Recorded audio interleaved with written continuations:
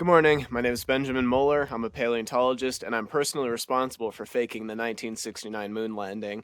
Today is day 2 of the Menefee expedition out here in northwestern New Mexico, and we've got some new members on the crew that I'll introduce to you in a little while, if they want to. We're going to do a quick morning trip up to not the Menefee, but the Cliff House Sandstone, which sits on top of the Menefee. So, as I was explaining yesterday, the Menefee Formation is a coastal swampy deposit on the margin of an extinct continent called Laramidia that existed kind of around western North America. And the upper boundary of the Menefee Formation is at 78.5 million years ago.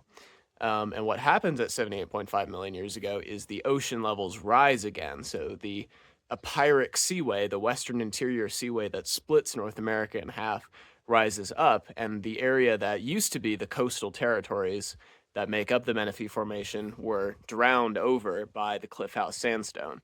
And then the Cliff House Sandstone recedes eventually, and we get into higher up in the San Juan Basin, the Fruitland and Kirtland formations, which more people are familiar with. If you've heard of Pentaceratops and animals like that, those come from higher up in this same area. So we're going to go check out an exposure of the Cliff House Sandstone. We're going to look at some ichnofossils, some trace fossils of invertebrates that lived in the sandy deposits of the Cliff House. And then, of course, we're going to return to the Menefee Formation, travel back in time, and we're going to keep looking for microfossils and other evidence of the ancient ecosystems in this area. So let's get to it. We have made it to the Cliff House Sandstone. So this is the marine unit which overtook the Menefee after 78.5 million years ago. And these are the fossils that we're here today to look for. This is a trace fossil of a burrow of some kind of crustacean. A lot of the time they'll be called shrimp burrows, but they could be made by a variety of different things. And in years past, like if you saw last year's video, I was referring to these burrows by the name thalassinoides. And in ichnology, which is the study of trace fossils, you give them Latin names the same way that you give like biological species names, but an ichnological name like thalassinoides, or in this case, this is actually called Ophiomorpha, I've since learned. They describe behavior and not an actual animal. So the creatures that made these burrows could all be the same thing. I think it's far more likely that they are actually many different types of animals. But as I said, doing some digging in the literature, I discovered that thalassinoides actually describes smooth burrows, whereas a lot of what we find up here in the Cliff House Sandstone have these small nodules, almost like a corn cob texture on the outside. And those go by a different name called Ophiomorpha. So today I've got some volunteers just re-examining the burrows that are exposed up here so we can determine if we have both thalassinoides and Ophiomorpha. I'm pretty sure that we do. This one is definitely Ophiomorpha, and I'm also going to be taking measurements of how large each of these pellets are because that determines what quote-unquote species of Ophiomorpha we're looking at here. These ones happen to be very sort of fine-grained pellets, which were deposited by the animal that was making these burrows. These are, fecal pellets, so this is, well, you guys know what feces is. I don't have to explain that. So this block right here, this is an example. This is let me put my scale bar down. It's about 7.5 centimeters infill, and there is no pebble texture on the outside, so I would call this thalassinoides.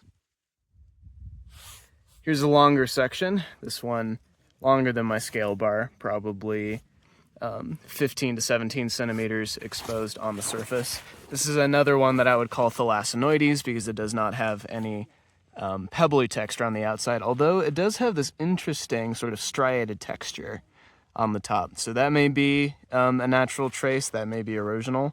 I am not an expert on ichnology, which is the field of trace fossils, so I'd have to consult an expert on that.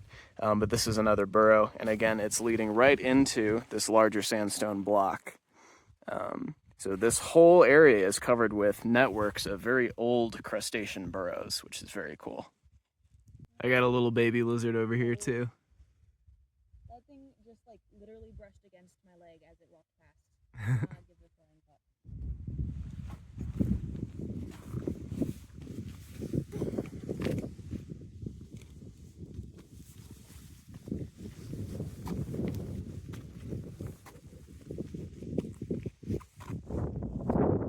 So we've got another interesting example of Ophiomorpha. These are two intersecting burrows that are going in slightly different directions. This one in the top here heading towards the camera, and that one kind of heading off to the side. So we were just talking about how all three of us, say hi guys, Harry, Merlin, Joe. So we were all just kind of looking at this and talking about in larger blocks that we've seen, there are kind of really interesting, you use the term, I'm forgetting, the highway system.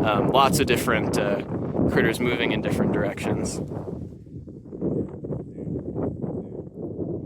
So here's another really cool example of like the corn cob texture that you get when the burrow, you know, when the sand that overlays the burrow kind of erodes away. And these nodules are a little bit larger than the ones on the guy that I pointed out earlier. So I'm going to go back and look at the literature and see if those can be described as different critters.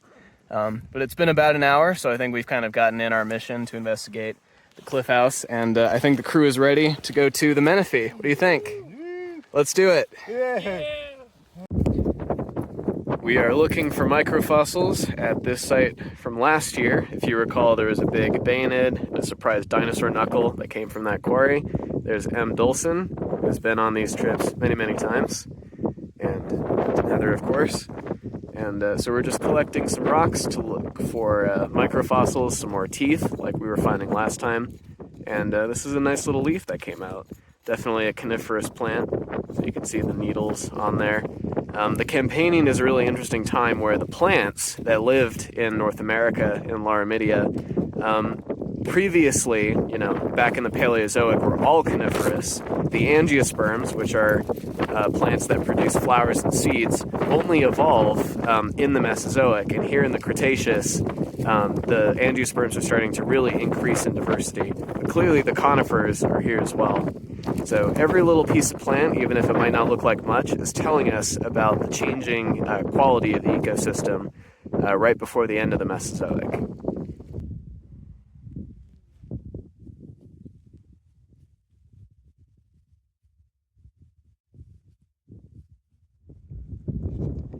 There's another little tooth just picked up. There were a few more that were collected that me and Harry found on the anthill from last time. This was just sitting on the surface, which is really cool. And there was also a little dinosaur knuckle that's in that. Can you unwrap that? Cool. There's Joe's hands. Joe found this guy. So you can give that a little twirl around so you can see the, right there is the surface where this joint contacts with the next one.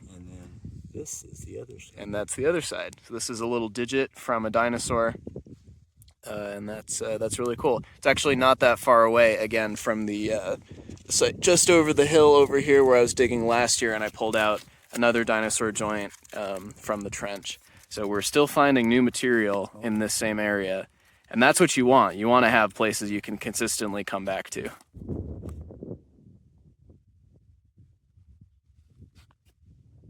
That is going to do it for today. See you guys tomorrow.